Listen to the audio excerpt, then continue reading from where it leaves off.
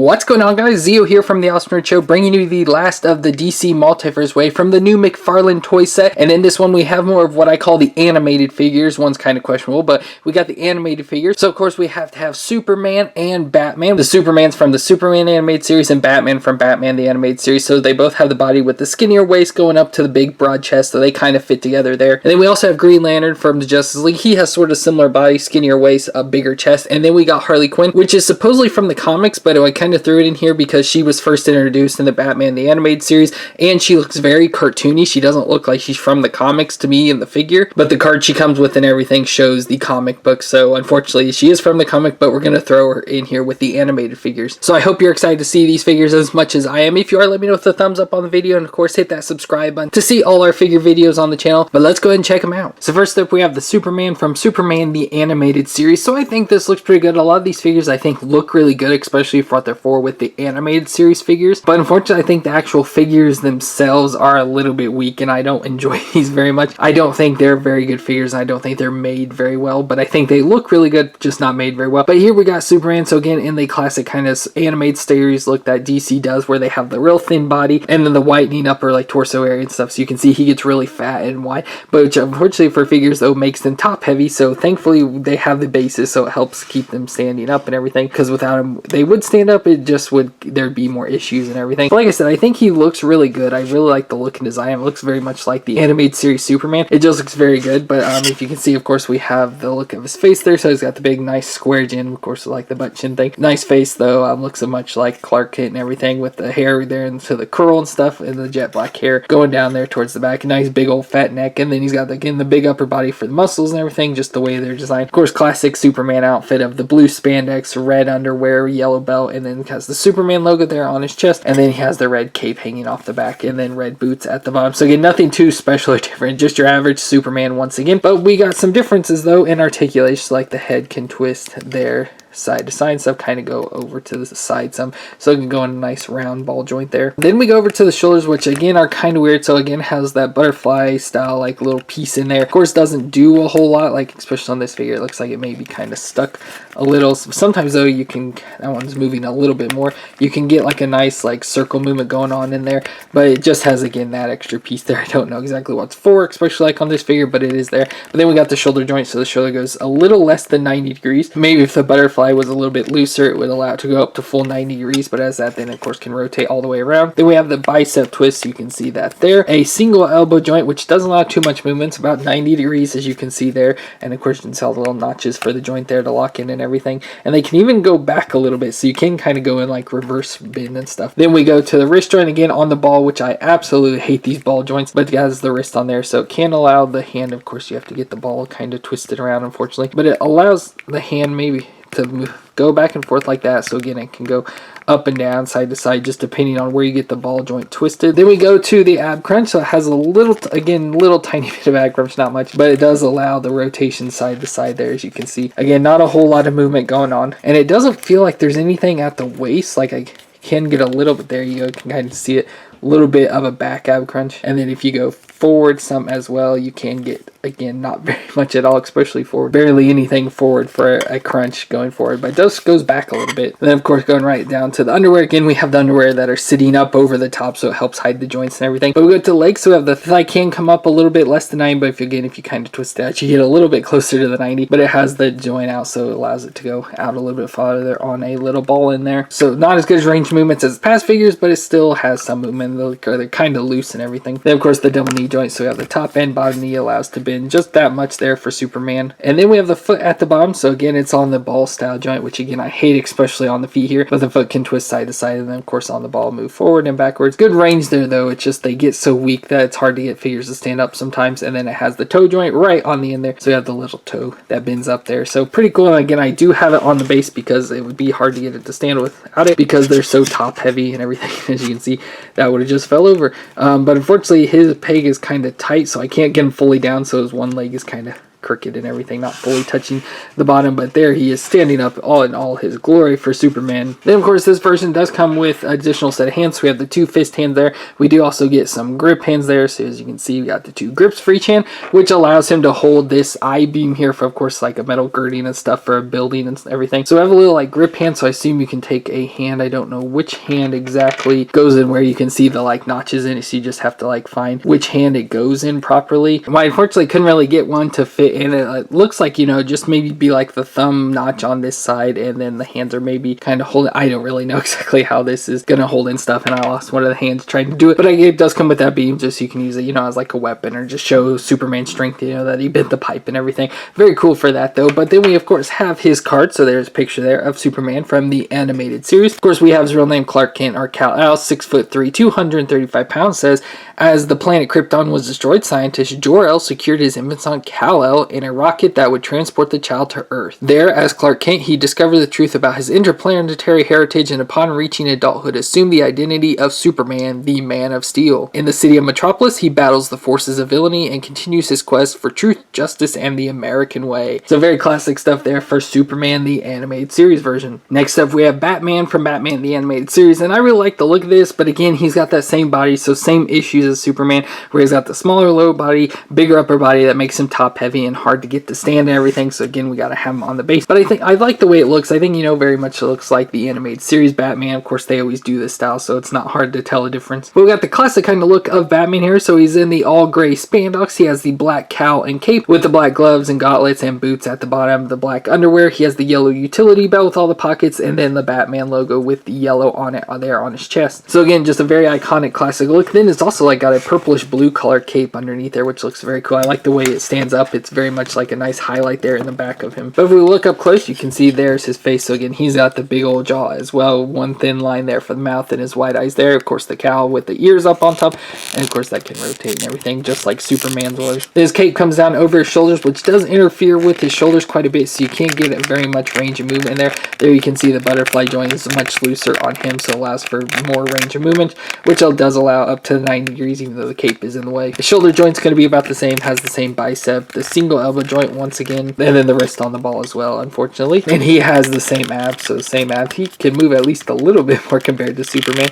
And then again, the same. He goes back a lot further than he does forward, which is hardly at all. Leg once again comes out, you know, less than 90 degrees, can rotate out a little bit more to get to 90 degrees, and out to the side a lot more than Superman's could. Double knee joint and foot on the same ball joint, which this one was kind of messed up a little bit, so I think we kind of got it fixed up a little bit. The ball was real stuck in there, so it wouldn't allow to stand up properly, but I think we got it all fixed now. But it's same foot joint and then the toe joint as well. But overall, once again, nothing too exciting going on there, but he does come with accessories, so he has some additional hands, 2 grip hands as well to go along with his fist, which allows him to be able to hold his batarang, which he has another big giant batarang. They keep giving these, but of course it looks real weird just the way it's cut and stuff, and then it's real fat as you can see, and then it's real bent. I don't know if it's supposed to be that way, if the box just did it, but it's, yeah, all bent up and everything, unfortunately. And then he also comes with the bat hook there, the grappling hook, kind of can shoot on stuff, a nice thing, hold on there, shoots out the hook and everything, he can grapple onto it. And that gives us a card. So there's Batman from the animated series, looks very cool. And from the back we've got his real name, Bruce Wayne, 6'2", 210 pounds, and it says, when the 2 shots rang out, Bruce Wayne's life changed forever. He pledged himself to justice, and he has upheld that oath for years. Wearing many names, the Dark Knight, the world's greatest detective, the Cape Crusader, he has battled tragic foes like the Joker, the Penguin, Mr. Freeze, and so many more. But deep inside, he knows that he shares something with them that most of humanity wouldn't understand, a commitment to the fight. So there's our information there for Batman, the animated series. Next up, we have Green Lantern from the Justice League cartoon, and I think this looks very cool. This John Stewart, I really think he's like the best one of these, but again, same issues, thin body, bigger upper body. But I like the way it's designed. Of course, the Green Lantern costume with the mostly black spandex. He has green up on the top around on his chest, and so of course the Green Lantern logo, green on his shoulders, green gauntlets there on his arms, green boots, and then of course the Green Lantern ring right there on his hand. So this John Stewart looks very cool. Of course, there's a look at his face. I like his bright green eyes. I really like the green color they chose. It's nice and bright and stuff, but there's like his face with his facial hair and then the eyebrows eyebrows, and of course bald head, and he has the same sort of neck joint, so it can go in pretty much a nice circle. His body's the exact same, so again, the butterfly joint, you really see it twist around in there. But because of the points there on his shoulder, you can't really, it's hard to get him to go up to 90 degrees. You can kind of there move the ball around to do it. Same bicep twist, elbow joint, wrist and everything. Same ab and crunch, barely any movement. Unfortunately, the legs can be the same too. But again, it's more like Superman. It's hard to get it to come out some. So not good range of movement in the thighs there, the double knee joint, and then the same foot there on the ball joint with the toe joint as well. So again, not too much to look at. They're just pretty much the same figure, just different design into each of the different characters there. But so unfortunately, nothing a whole lot to look at though, but it does look very cool though, I think. But he comes with some accessories though. So he has some constructs. So he has this big giant gun here. So a big giant gun. Of course, John Stewart was in the military and everything. So of course, he uses a lot of guns and everything. So he has this big giant gun. Of course, has all sorts of things and weapons coming off of it and stuff, all sorts of different parts. But it's a nice big old construct. So it looks like you just take it and slide it over his hand. But one thing I did notice about this is it seems, I think if you take and completely twist his hand all the way around the opposite direction, his gun kind of goes on a little bit better and stays on than it would if you just stick it on normally. So that's kind of unfortunate that you have to do the hand to get it to stay on a little bit better. But there's got the big old construct on his hand. And then he also comes with what looks to be some sort of like headphone thing. So it's like a little microphone and stuff, has a little communicator and stuff. It looks like a construct as well that you take and put on his head. Well, the part here that's like for the ear has a little indentation. I don't know if you can even see that, but it fits on his ear. So if you just take it and slide it on this side of his head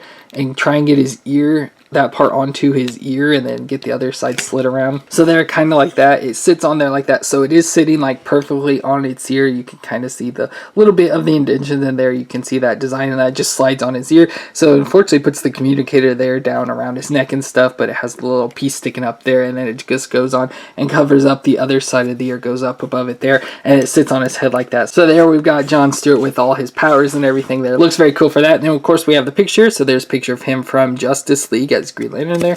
Flip around the back. So his name is John Stewart. He's 6'1", 200 pounds. And it says, recognized by the Guardians of Oa for having extraordinary courage and heroism, John Stewart was awarded a power ring and trained to be a member of the Green Lantern Corps. After years of patrolling the deepest regions of space, John returned home to protect Earth as a member of the Justice League. Armed with perhaps the mightiest weapon in the known universe, Green Lantern uses power ring's emerald energy to accomplish the impossible.